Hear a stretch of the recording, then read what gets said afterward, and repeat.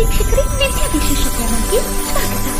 ಆಶ್ವಯುಜ ಮಾಸದ ಶುಕ್ಲ ಪಕ್ಷದ ಪಾಡ್ಯಮಿಯಿಂದ ದಶಮಿಯವರೆಗೂ ನಾವು 9 ದಿನಗಳ ಕಾಲ ದೇವಿಯ 9 ಅವತಾರಗಳನ್ನು ಪೂಜಿಸುತ್ತಾ ನವರಾತ್ರಿ ಹಬ್ಬವನ್ನು ಆಚರಣೆ ಮಾಡ್ತೀವಿ. ಹಾಗೆಯೇ ದುರ್ಗೆಯ ಒಂದೊಂದು ಅವತಾರಗಳನ್ನು ಕೂಡ ಪೂಜಿಸುತ್ತೇವೆ. ಈ ನವರಾತ್ರಿಯನ್ನು ಆಚರಿಸುವುದರಿಂದ ದಾಂಪತ್ಯ ಕಲಹ ನಿವಾರಣೆಯಾಗುತ್ತದೆ. ವಿವಾಹ ಸಂಬಂಧ ದೋಷಗಳಿರಬಹುದು, ಕುಜ ದೋಷಗಳಿರಬಹುದು, ಮನೆಯಲ್ಲಿನ ಕಲಹಗಳು, ಕೆಲಸದಲ್ಲಿನ ಸಮಸ್ಯೆಗಳು, ಈ ರೀತಿ ಎಲ್ಲ ದೋಷಗಳು ಮತ್ತು ಸಮಸ್ಯೆಗಳಿಗೆ ಪರಿಹಾರ ಈ ನವರಾತ್ರಿಯಲ್ಲಿನ ದುರ್ಗೆಯ 9 ದಿನದ 9 ಅವತಾರಗಳ ಆರಾಧನೆಯಿಂದ ನಿಮಗೆ ಸಿಗುತ್ತದೆ.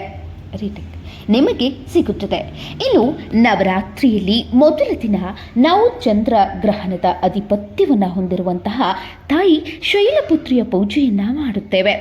ಅಂದಿನ ದಿನ ನಾವು ತಾಯಿಯ ಸಂಪೂರ್ಣ ಕೃಪೆಗೆ ಪಾತ್ರರಾಗಲು ಆಕೆಗೆ ಇಷ್ಟವಾದ ಯಾವ ಮಂಡಲದ ರಂಗೋಲಿ ಹಾಕಬೇಕು, ಯಾವ ನೈವೇದ್ಯವನ್ನು ಅರ್ಪಿಸಬೇಕು, ಯಾವ ಬಣ್ಣದ ಬಟ್ಟೆಯನ್ನು ಧರಿಸಿ ಆಕೆಗೆ ಪೂಜಿಸಬೇಕು ಎನ್ನುವುದರ ಸಂಪೂರ್ಣ ಮಾಹಿತಿ, ಅದರ ಜೊತೆಗೆ ಅಂದಿನ ದಿನ ಯಾವ ಒಂದು ವಸ್ತುವನ್ನು ಶೈಲಪುತ್ರಿ ದೇವಿಗೆ ಅರ್ಪಿಸುವುದರಿಂದ ನಮ್ಮ ಎಲ್ಲ ಮನಸ್ಸಿನ ಆಸೆಗಳು ನೆರವೇರುತ್ತವೆ ಎನ್ನುವುದರ ಜೊತೆಗೆ ಎಲ್ಲ ಸಂಪೂರ್ಣ ಮಾಹಿತಿಯನ್ನು ಈ ಒಂದು ವಿಡಿಯೋದಲ್ಲಿ ತಿಳಿಸ್ತೀವಿ. ವಿಡಿಯೋನ ಕೊನೆಯವರೆಗೂ ನೋಡಿ. ಅಲ್ಲದೆ ಇನ್ನೂ ನಮ್ಮ ಚಾನಲ್ಗೆ ಯಾರು ಸಬ್ಸ್ಕ್ರೈಬ್ ಆಗಿಲ್ಲವೋ ಕೂಡಲೇ ಸಬ್ಸ್ಕ್ರೈಬ್ ಆಗಿ ಹೆಚ್ಚಿನ ಮಾಹಿತಿಗಳಿಗಾಗಿ ಬೆಲ್ ಐಕಾನ್ ಕ್ಲಿಕ್ ಮಾಡೋದು ಮರೆಯಬೇಡಿ. ದುರ್ಗೆಯ ಮೊದಲ ರೂಪವಾದ ಶೈಲಪುತ್ರಿಯು ನಿಜವಾಗಿಯೂ ಯಾರು? ಏಕೆ ದುರ್ಗಾ ಮಾತೆಯು ಶೈಲಪುತ್ರಿಯ ಅವತಾರವನ್ನು ಎತ್ತುತ್ತಾಳೆ ಅನ್ನುವುದನ್ನು ಮೊದಲು ತಿಳಿದುಕೊಳ್ಳೋಣ. ಆಗ ಮಾತ್ರ ಈ ಶೈಲಪುತ್ರಿ ದೇವಿಯ ಅವತಾರ ಹೇಗೆ ಆಯಿತು ಎನ್ನುವುದು ತಿಳಿಯುತ್ತದೆ. ಶೈಲಪುತ್ರಿಯು ಪರ್ವತರಾಜನಾದಂತಹ ಹಿಮವಂತನ ಮಗಳಾಗಿರ್ತಾಳೆ. ಆಕೆಯು ಈ ಅವತಾರ ತಾಳಲು ಕಾರಣವೂ ಇದೆ. ಏನೆಂದರೆ, ಪ್ರಜಾಪತಿ ಬ್ರಹ್ಮನ ಮಗನಾದಂತಹ ದಕ್ಷನು ತನ್ನ 27 ಪುತ್ರಿಯರನ್ನ ಚಂದ್ರನಿಗೆ ವಿವಾಹ ಮಾಡಿ ದಾರಿ ಎರೆದುಕೊಡ್ತಾನೆ. ಉಳಿದ ಒಬ್ಬ ಮಗಳಾದಂತಹ ಈ ದ್ರಾಕ್ಷಾಯಿಣಿಯು ಶಿವನ ಪರಮ ಭಕ್ತಳಾಗಿರ್ತಾಳೆ. ಶಿವನನ್ನ ತನ್ನ ಸರ್ವಸ್ವವೆಂದು ಆರಾಧಿಸ್ತಿರ್ತಾಳೆ. ಆದರೆ ಪರ್ವತರಾಜನಿಗೆ ಶಿವನನ್ನ ಕಂಡರೆ ಅಷ್ಟೊಂದು ಕೋಪ, ದ್ವೇಷವಿರುತ್ತದೆ. ಅಂತಹ ಸ್ಮಶಾನವಾಸಿಯಾದ ಶಿವನಿಗೆ ನನ್ನ ಮಗಳನ್ನು ಕೊಡುವುದೆಂದರೆ ಸಾಧ್ಯವೇ ಇಲ್ಲ. ಮಗಳನ್ನು ದಾರಿಯೆರಲು ಕೊಡಲು ನಿರಾಕರಿಸುತ್ತಾನೆ ಪರ್ವತರಾಜ. ದ್ರಾಕ್ಷಾಯಿನಿಗೆ ವರವನ್ನು ಹುಡುಕಲು ಆರಂಭಿಸ್ತಾ. ಆದರೆ ಈ ದ್ರಾಕ್ಷಾಯಿನಿಯು ಶಿವನನ್ನೇ ಮದುವೆಯಾಗುತ್ತಾಳೆ ಹಠ ಹಿಡಿದು. ಒಂದು ಬಾರಿ ಈ ದಕ್ಷ ಬ್ರಹ್ಮನು ಯಜ್ಞವನ್ನ ಕೈಗೊಂಡಿರುತ್ತಾನೆ. ಆಗ ಎಲ್ಲ ದೇವಾನುದೇವತೆಗಳ ಸಂಕುಲವನ್ನ ಯಜ್ಞಕ್ಕೆ ಆಹ್ವಾನಿಸುತ್ತಾನೆ. ಅಲ್ಲಿ ಶಿವಪಾರ್ವತಿಯರು ಕೂಡ ಆಗಮಿಸಿರುತ್ತಾರೆ. ಆ ಸಂದರ್ಭದಲ್ಲಿ ದಕ್ಷನ ಪ್ರವೇಶವಾಗುತ್ತದೆ. ಅಲ್ಲಿ ನೆರೆದಿದ್ದಂತಹ ಎಲ್ಲ ದೇವಾನುದೇವತೆಗಳು ಎದ್ದು ನಿಂತು ನಮಸ್ಕರಿಸ್ತಾರೆ. ಆದರೆ ಶಿವನು ಮಾತ್ರ ಏಳುವುದಿಲ್ಲ. ಆಗ ದಕ್ಷನು, ನನಗೆ ಅಗೌರವ ತೋರಿಸಿರುವ ನಿನಗೆ ನಾನು ತಕ್ಕ ಉತ್ತರ ಕೊಡ್ತೇನೆ ಎಂದು ಮತ್ತೊಂದು ಯಜ್ಞವನ್ನು ಮಾಡಲು ತೀರ್ಮಾನಿಸ್ತಾನೆ. ಆದರೆ ಆ ಯಜ್ಞಕ್ಕೆ ಎಲ್ಲ ದೇವಾನುದೇವತೆಗಳನ್ನು ಕರೆಸಿರ್ತಾನೆ. ಆದರೆ ಆ ಒಂದು ಯಜ್ಞಕ್ಕೆ ಉಳಿದ ಎಲ್ಲ ದೇವಾನುದೇವತೆಗಳನ್ನು ಆಮಂತ್ರಿಸುತ್ತಾನೆ. ಆದರೆ ತನ್ನ ಮಗಳು ಮತ್ತು ಅಳಿಯನಾದಂತಹ ಶಿವಪಾರ್ವತಿಯರನ್ನು ಕಡೆಗಣಿಸಿ ಅವರಿಗೆ ಆಹ್ವಾನ ನೀಡಿರುವುದಿಲ್ಲ. ಆಗ ದ್ರಾಕ್ಷಾಯಿನಿಗೆ ಈ ವಿಷಯ ತಿಳಿದು ತನ್ನ ಪತಿ ಶಿವನನ್ನ ನಾವು ಯಜ್ಞಕ್ಕೆ ಹೋಗೋಣ ಎಂದು ಬೇಡಿಕೊಳ್ತಾಳೆ. ಆದರೆ ಶಿವನು ಇದಕ್ಕೆ ನಿರಾಕರಿಸ್ತಾನೆ. ಕರೆಯದೆ ಯಾವ ಕೆಲಸಕ್ಕೂ ಹೋಗಬಾರದು, ನಾವು ಹೋಗುವುದು ಬೇಡ ಎಂದು ಹೇಳ್ತಾನೆ. ಆದರೂ ಕೂಡ ದ್ರಾಕ್ಷಾಯಿನಿ ನಾನು ತವರು ಮನೆಯ ಯಜ್ಞಕ್ಕೆ ಹೋಗಲೇಬೇಕು ಎಂದು ತವರು ಮನೆಗೆ ಬರ್ತಾಳೆ. ಆದರೆ ಅಲ್ಲಿ ಅವಳಿಗೆ ಗೌರವ ಸಿಗುವುದಿಲ್ಲ.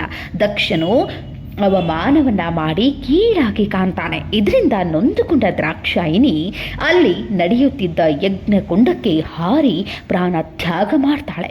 ಈ ರೀತಿ ದ್ರಾಕ್ಷಾಯಿನಿ ತನ್ನ ದೇಹವನ್ನು ಬೆಂಕಿಯಲ್ಲಿ ಭಸ್ಮ ಮಾಡಿಕೊಂಡು ತನ್ನ ಮುಂದಿನ ಜನ್ಮದಲ್ಲಿ ಹಿಮವಂತನ ಪುತ್ರಿಯಾಗಿ ಶೈಲಪುತ್ರಿಯಾಗಿ ಜನ್ಮವನ್ನು ಪಡಿತಾಳೆ.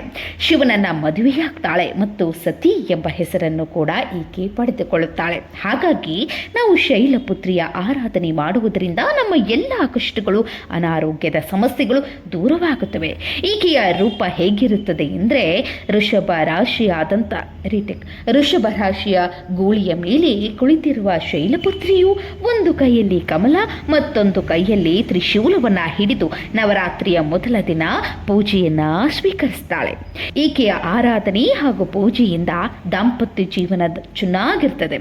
ಮಾನಸಿಕ ರೋಗಗಳು ನಿವಾರಣೆಯಾಗುತ್ತವೆ. ಚಂದ್ರನ ಆಧಿಪತ್ಯವಿರುವುದರಿಂದ ಮನೆಯಲ್ಲಿ ಶಾಂತಿಯ ವಾತಾವರಣವು ಸುಖ ಶಾಂತಿ ನೆಮ್ಮದಿಯ ಜೀವನ ಪ್ರಾಪ್ತಿಯಾಗುತ್ತದೆ. ಹಾಗಾಗಿ ನವರಾತ್ರಿಯ ಮೊದಲನೆಯ ದಿನ ಶೈಲಪುತ್ರಿ ದೇವಿಯ ಆರಾಧನೆ ತುಂಬಾನೇ ಮುಖ್ಯವಾಗಿರುತ್ತದೆ. ಇನ್ನು ಯಾವ ಒಂದು ಮಂಡಲದ ರಂಗೋಲಿ ಈಕೆಗೆ ಇಷ್ಟವಾಗಿರುತ್ತದೆ ಅದನ್ನು ಹಾಕಿ ನಾವು ಆಕೆಯನ್ನು ಒಲಿಸಿಕೊಳ್ಳುವುದು ಹೇಗೆ ಎನ್ನುವುದನ್ನು ನೋಡೋಣ ಬನ್ನಿ. ಮೊದಲನೆಯದಾಗಿ ನಾವು ಈ ರೀತಿ ಶ್ರೀಕಾರವನ್ನು ಬರೆದುಕೊಳ್ಳಬೇಕು. ಶ್ರೀಕಾರವನ್ನು ಹಾಕಿ ಈ ರಂಗೋಲಿಯನ್ನು ನೀವು ತೆಗೆಯಬೇಕು. ಮೊದಲು ಈ ರೀತಿಯ ತ್ರಿಕೋನದ ಒಂದು ಮಂಡಲವನ್ನು ರಚಿಸಿಕೊಳ್ಳಿ. ನಂತರ ಅದಕ್ಕೆ ಅಭಿಮುಖವಾಗಿ ಮತ್ತೊಂದು ತ್ರಿಕೋನದ ರಂಗೋಲಿಯನ್ನು ಬಿಡಿಸಿಕೊಳ್ಳಿ. ನಂತರ ಇಲ್ಲಿ ನಾನು ತೋರಿಸಿಕೊಟ್ಟ ಹಾಗೆ 4 ಕಡೆಗಳಲ್ಲಿಯೂ ಕೂಡ ನೀವು ಚೌಕಾಕಾರದ ಒಂದು ಮಂಡಲವನ್ನು ರಚಿಸಿಕೊಳ್ಳಿ. ದಿಗ್ಬಂಧನವಾಗುವ ಥರ ಈ ರೀತಿ ಚೌಕಾಕಾರದ ಮಂಡಲವನ್ನು ರಚಿಸಿಕೊಂಡು ನಂತರ ಅಲ್ಲಿ ನೀವು ಈ ಒಂದು ಏನು ಕೋಣೆಗಳಿರುತ್ತೋ ಲಾಸ್ಟಲ್ಲಿ ಕಾರ್ನರ್ಗಳೇನಿರುತ್ತೋ ಅದನ್ನು ನೀವು ಪೂರ್ತಿಯಾಗಿ ಬಂಧಿಸಿಕೊಳ್ಳಿ.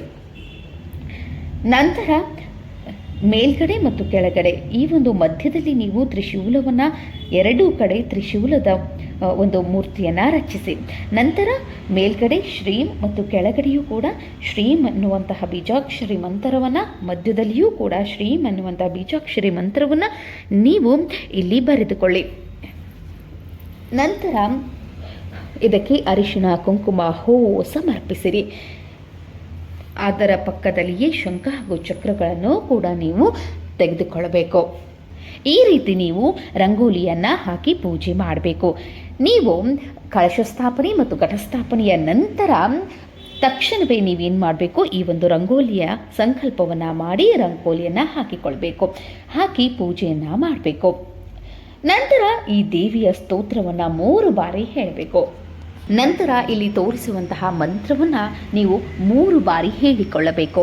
ಈ ಸ್ತೋತ್ರವನ್ನು ಬೆಳಗ್ಗೆ ಮತ್ತು ಸಾಯಂಕಾಲ 3 ಬಾರಿ ಹೇಳಿ ನಂತರ ಶೈಲಪುತ್ರಿಗೆ ಇಷ್ಟವಾದಂತಹ ಅಕ್ಕಿ ಅಥವಾ ಬೆಲ್ಲದಿಂದ ಮಾಡಿದಂತಹ ಅಕ್ಕಿ ಬೆಲ್ಲದ ಪಾಯಸವನ್ನು ನೀವು ನೈವೇದ್ಯವಾಗಿ ಅರ್ಪಿಸಬೇಕು. ಅಕ್ಕಿ ಬೆಲ್ಲದಿಂದ ಮಾಡಿದ ಪಾಯಸವನ್ನು ನಮಗೆ ಅರ್ಪಿಸಲು ಆಗುವುದಿಲ್ಲ ಎಂದಾದಲ್ಲಿ ನೀವು ಇಲ್ಲಿ ಮೊಸರನ್ನವನ್ನು ಕೂಡ ಅರ್ಪಿಸಬಹುದು. ಆಕೆಗೆ ಅದು ತುಂಬಾ ಪ್ರೀತಿ. ಯಾವ ಒಂದು ದಾನವನ್ನು ಅಂದಿನ ದಿನ ನೀವು ಮಾಡಬೇಕು ಎಂದರೆ ಕೆಜಿಯ ಅಕ್ಕಿ ದಾನ ಮಾಡಿದ್ದಲ್ಲಿ ತುಂಬಾ ಶ್ರೇಷ್ಠವಾಗಿರುತ್ತದೆ. ಅಥವಾ ಬೆಲ್ಲವನ್ನು ಕೂಡ ದಾನ ಮಾಡಬಹುದು. ನಮ್ಮ ಅಕ್ಕಪಕ್ಕದಲ್ಲಿ ಯಾರೂ ಇಲ್ಲ ಸ್ವಾಮಿ ಎಂದಾದಲ್ಲಿ ನಿಮ್ಮ ಹತ್ತಿರದಲ್ಲಿ ಇರುವಂತಹ ಶಕ್ತಿ ದೇವತೆಗಳಲ್ಲಿ ಹೀಗಾದರೂ ಈಗ ನವರಾತ್ರಿ ಪ್ರಾರಂಭವಾಗಿರುತ್ತದೆ, ಆಗ ಶಕ್ತಿ ದೇವತೆಗಳ ದೇವಸ್ಥಾನಗಳಲ್ಲಿ ನೀವು ಹೋಗಿ ಅಕ್ಕಿ ಅಥವಾ ಬೆಲ್ಲದ ದಾನವನ್ನು ಮಾಡಿ ಬನ್ನಿ. ಅದು ತುಂಬಾ ಒಳ್ಳೆಯ ಫಲವನ್ನು ನೀಡುತ್ತದೆ. ಇನ್ನು ಬಿಳಿ ಬಣ್ಣದ ಸೀರೆಯನ್ನು ತಾಯಿ ಜಗನ್ಮಾತೆಗೆ ಉಡಿಸಬೇಕಾಗುತ್ತದೆ ಮತ್ತು ನೀವು ಕೂಡ ಬಿಳಿ ಬಣ್ಣದ ಬಟ್ಟೆಯನ್ನು ಅಂದಿನ ದಿನ ಧರಿಸಬೇಕು. ಇನ್ನು ಅಂದಿನ ದಿನ ತಾಯಿ ಜಗನ್ಮಾತೆಗೆ ಶೈಲಪುತ್ರಿಗೆ ಬಿಳಿ ದಾಸವಾಳವನ್ನು ಅರ್ಪಿಸಬೇಕು. ಅದು ತುಂಬಾನೇ ಪ್ರಿಯವಾಗಿದೆ ಶೈಲಪುತ್ರಿ ದೇವಿಗೆ. ಇನ್ನು ಅದನ್ನು ಇಡಿಸಿ ನೀವು ಪೂಜೆಯನ್ನು ಆರಂಭಿಸಬಹುದು. ಎಲ್ಲ ಪೂಜೆ ಮುಗಿದ ನಂತರ ನೀವು 1 ವರ್ಷದಿಂದ 12 ವರ್ಷದ ಒಳಗಿನ ಮಕ್ಕಳಿಗೆ ಉಡಿ ತುಂಬಬಹುದು ಅಥವಾ ಸಿಹಿ ತಿನಿಸನ್ನು ಕೊಡಬಹುದು. ಅವರಿಗೆ ಇಷ್ಟವಾದಂತಹ ಬಳೆ, ಓಲೆ, ಸರ ಹೀಗೆ ಆ ಮಕ್ಕಳಿಗೆ ಏನಾದರೂ ಸಂತೋಷಪಡಿಸುವಂತಹ ವಸ್ತುಗಳನ್ನು ನೀಡಿ ಅವರನ್ನು ಸಂತುಷ್ಟಗೊಳಿಸಿ. ತಾಯಿ ಶೈಲಪುತ್ರಿಯು ಈ ಒಂದು ಕಾರ್ಯದಿಂದ ತುಂಬಾ ಪ್ರಸನ್ನಳಾಗುತ್ತಾಳೆ ಮತ್ತು ಉತ್ತಮ ಫಲಗಳನ್ನು ನೀಡುತ್ತಾಳೆ. ನೀವು ಕೈಗೊಂಡಂತಹ ಸಂಕಲ್ಪ ಶೀಘ್ರದಲ್ಲಿಯೇ ಈಡೇರುತ್ತದೆ. ನಾವು ಹೇಳಿದಂತಹ ಈ ನವರಾತ್ರಿಯ ಮಾಹಿತಿ ನಿಮಗೆ ಇಷ್ಟವಾದಲ್ಲಿ ನಮ್ಮ ಚಾನಲನ್ನು ಲೈಕ್ ಮಾಡಿ, ಶೇರ್ ಮಾಡಿ, ಸಬ್ಸ್ಕ್ರೈಬ್ ಮಾಡುವುದನ್ನು ಮರಿಬೇಡಿ. ಅದೇ